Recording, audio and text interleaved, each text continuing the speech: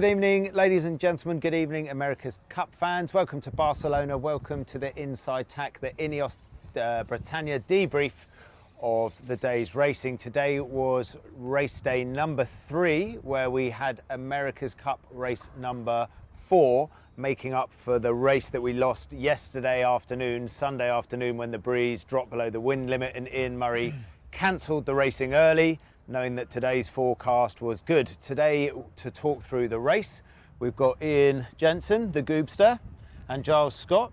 Ian, you were up in the tower today. Tell people at home what conditions we had. We had pretty good conditions, actually. We had pretty stable 10 knots for the race, and it was just slowly building through the race. So perfect sailing conditions for these boats, and yeah, a little bit windier than we had in the first couple of days.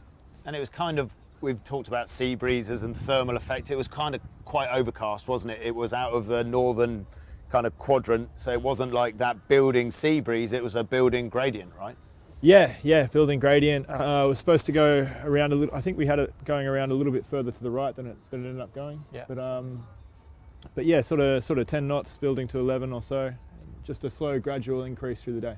And Giles, during the race itself, as you're on chase forward tracking the data, sort of much variance in wind speed, left to right, and much shift range, or not really? Not a heap, no. There was maybe a slight favour to the right. It was what we were thinking before the race, but not a lot. Pretty steady. Okay, pretty steady. Right, so we'll get straight into it. Let's dive straight into the pre-start, where we entered on starboard. Team New Zealand entered on port. So obviously you enter at 2 minutes 10 on port, and you enter at 2 minutes on starboard. So let's dissect this one, Giles. Yeah, so we're starboard entry here, reasonably standard setup. Took the option to jibe to follow. The game ended up quite deep in the box. You can see we're in the bottom corner here. Team New Zealand trying to kill as much time as possible to try and set up on a shutout ley line for the starboard end. We made quite a nice call and decided to go back here and hold off. It's a bit of a critical moment here to decide if you think you're in trouble of not being able to get in at the starboard end, or if Team New Zealand were a little bit early for it, which, as it turns out, they were, and we ended up with quite a nice start here, with a reasonably wide right start, slight overspeed on Team New Zealand. Maybe gave a smidge away on the bias, but I'm not 100% sure on that. Yep. By the time the yachts got to the first boundary, it was super close. So maybe a slight shift left there. And there's a massive moment in that pre-start, I guess, as we're about to see here, when Team New Zealand turn up. Yeah. Where we think their position is and what we're going to do next. Yeah, to be honest, right now on this freeze frame is kind of the critical decision point for both yachts. Team New Zealand have got a decision to make if they're going to continue to try and soak low and kill, or to turn up immediately, and they take the option for the latter. We decide that we're going to gap off to the right, and then have a moment to reassess. Yeah, and the result here is both boats get reasonable starts, but slight overspeed and nice gap for us to the right here. And Gooby, we were, as Giles said, we were kind of both early. We assessed that Team New Zealand didn't have a shut, so they couldn't shut us out of the committee boat end. So we had a wide right, and there was 30 seconds of hovering before we both did a bow down and a build. In trimmer's world, if you're the starboard trimmer, in our case today, that's Bleddyn Mon, our young Welsh legend, there is a lot to happen in a very short amount of time, right, in terms of getting the boat trimmed up for that overspeed we saw off the line, and then settling into VMG mode. Yeah, that's right, Fred. I mean, we actually come in a little bit wider on angle than Team New Zealand here, which is, I think, where the overspeed comes from. So we managed to build, I don't know, probably 65 degrees true or so. And we really can take that extra speed and turn it into either bow forward or height, which really helped us come into that boundary in a good spot with those guys. Yeah, for the trimmer, I guess when you're bearing away to build the speed, you're needing to ease the sails a little bit and go a little bit outboard as the apparent comes back. And then, as you well know, Freds, as you do that wind up off the line, all those sails have got to come back on, and we're talking some pretty big loads, so that the cyclors really play a key part in getting all that gear back on.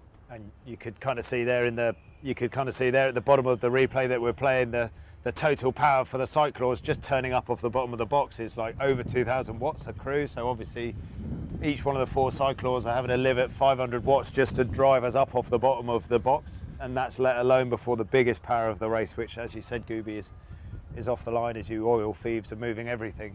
Giles, we then went out to the left-hand boundary, a bit of a drag race, as often is rattled out in sailing commentary, to go to that left-hand boundary.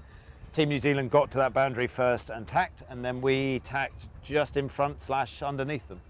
Yeah, I suppose the Kiwis here are trying to get as much bow forward as possible. We're trying to position the yacht so that we get a nice lee bow.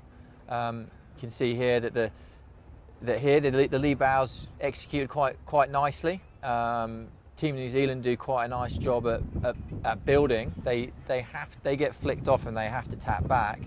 And I think what they do quite nicely is they're able to tack at speed. Yep. So it's one of those ones where it's advantage GBR, and we did a nice job of getting rid of them. But equally, they've taken their medicine quite well, as it were. And Goobs, did it surprise you as it surprised me? Is they, as Giles said, they tacked off, had a short amount of time back to that left-hand boundary. For argument's sake, let's call it 20 seconds for a build here, maybe less looking at that shot, and then attack back and relatively small losses.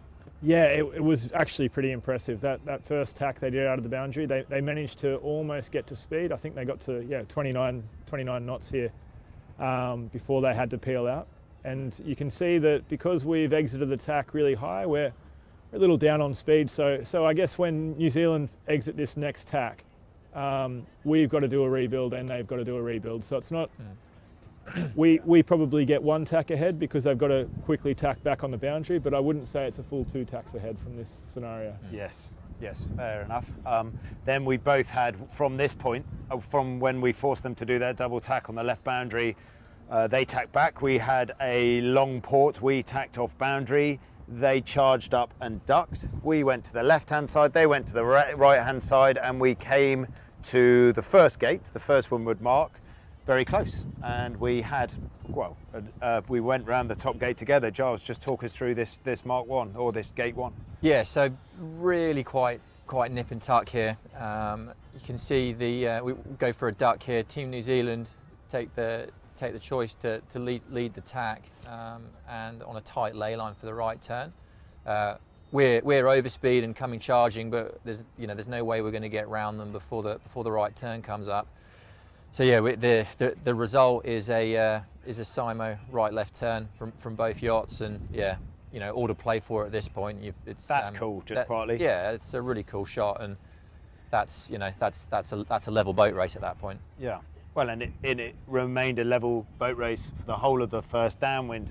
Goobs, you're going to have to remind me of what happened, but I think we came back and they were coming back on starboard halfway down the first downwind, and we luffed up, went around their transom. Yeah, that's right.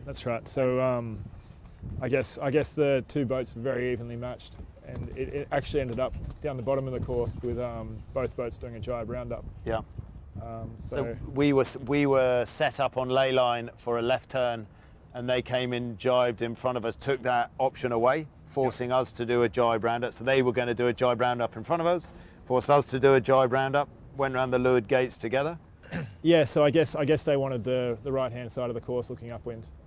So I guess they're in a position where they can pick there really, because they're just a little advanced on us. So they could have gone straight, and we would have gone straight, and we would have had to split the other way. But they opted to take that left-hand mark to head out to the right, which meant that for us to get any leverage, we do the jibe roundup and we go towards the left.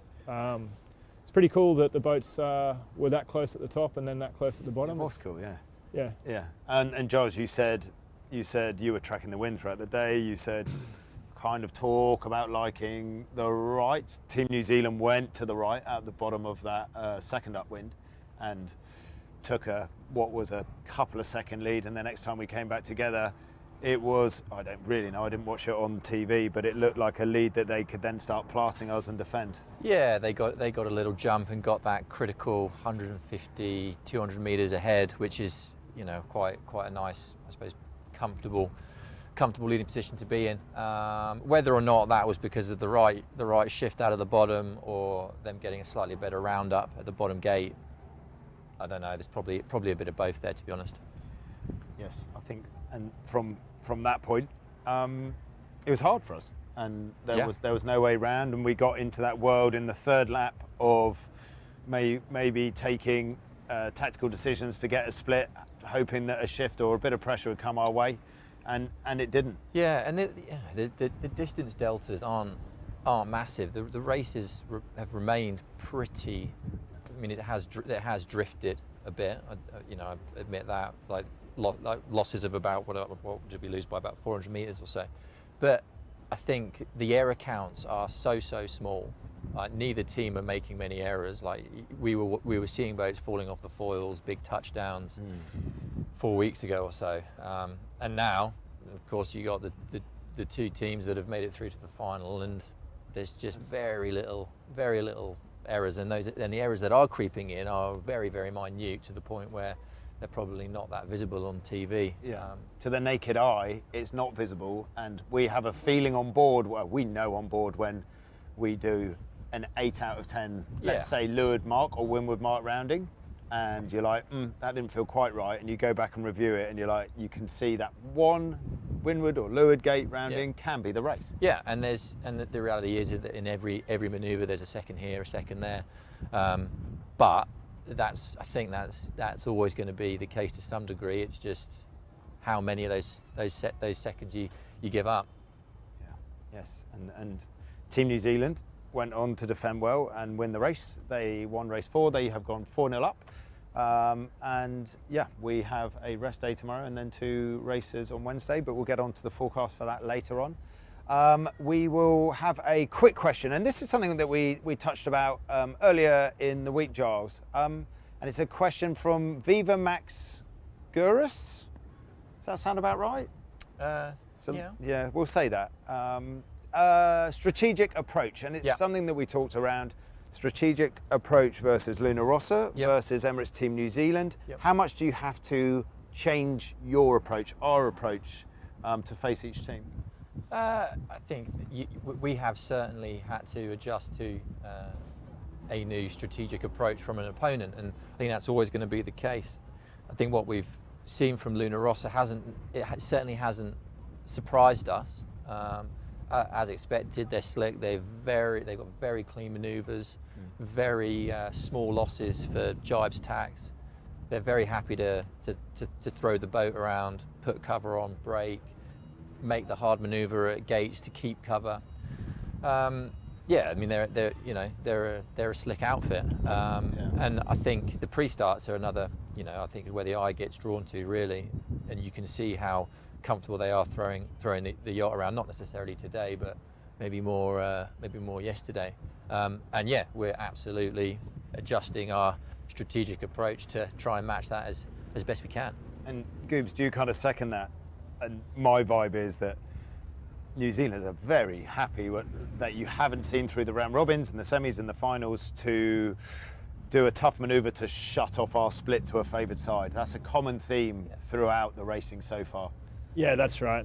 Their manoeuvre losses are very low, and it looks a little bit like they'd prefer to do the extra manoeuvre to make sure that we were going to take the same gate or not have very much leverage, where I think with Luna Rossa they'd prefer to take the gain by doing one less manoeuvre than the boat behind. Yeah. So it's a different approach. I guess Luna Rossa were looking to make a gain, whereas New Zealand are quite happy to stay the same amount ahead as long as they're going exactly the same way. Yeah.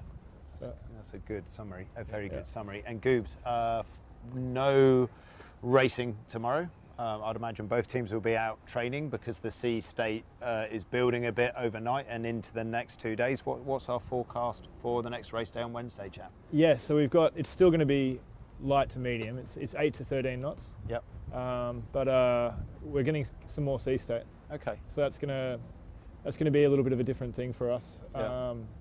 be a little bit trickier with the boat handling, and it'll add another element, and we'll get to see how the boats compare with a bit more sea state. Yeah, and Giles, so far we've had 3 race days.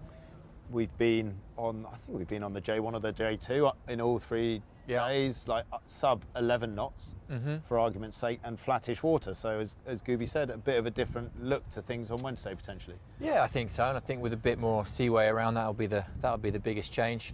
Team New Zealand did get onto their J3 today, which is actually quite similar to our J2. But yeah, I think a bit of a change up is certainly going to be good for us, and you know, we know that as we keep saying, the Kiwis are slick, but they're beatable, and we've just got to get a few more things right, and it won't take much to tilt the scales there, I don't think. There you go. I think that's a good place to leave it, chap. Wise words as always from G. Scott.